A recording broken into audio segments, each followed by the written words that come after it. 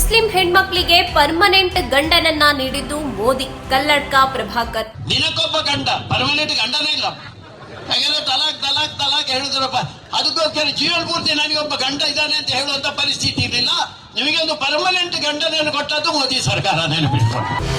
ಕಲ್ಲಡ್ಕ ಪ್ರಭಾಕರ್ ಹೇಳಿರೋದ್ರಲ್ಲಿ ತಪ್ಪೇನಿದೆ? ಈಶ್ವರಪ್ಪ.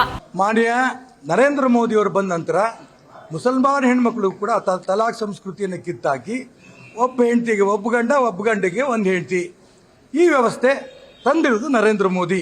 ಅವ್ರು ಬಳಸಿರಂತಹ ಭಾಷೆ ಅಶ್ಲೀಲ ಅಂತ ಅವ್ರಿಗೆ ಅನಿಸಿರ್ಬೋದು. ಏನ್ ತಪ್ಪು ಹೇಳಿದ್ದಾರೆ ಪ್ರಭಾಕರ್ ಭಟ್ರು?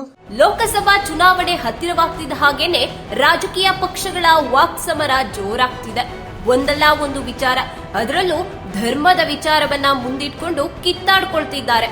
ಅದರಲ್ಲಿ ಈಗ ಕಲ್ಲಡ್ಕ ಪ್ರಭಾಕರ್ ಭಟ್ ಅವರು ಮುಸ್ಲಿಂ ಹೆಣ್ಮಕ್ಳ ವಿರುದ್ಧ ಹೇಳಿರೋ ಅವಹೇಳನಕಾರಿ ಹೇಳಿಕೆ ಎಲ್ಲೆಡೆ ಕಾವೇರಿಸುತ್ತಿದೆ.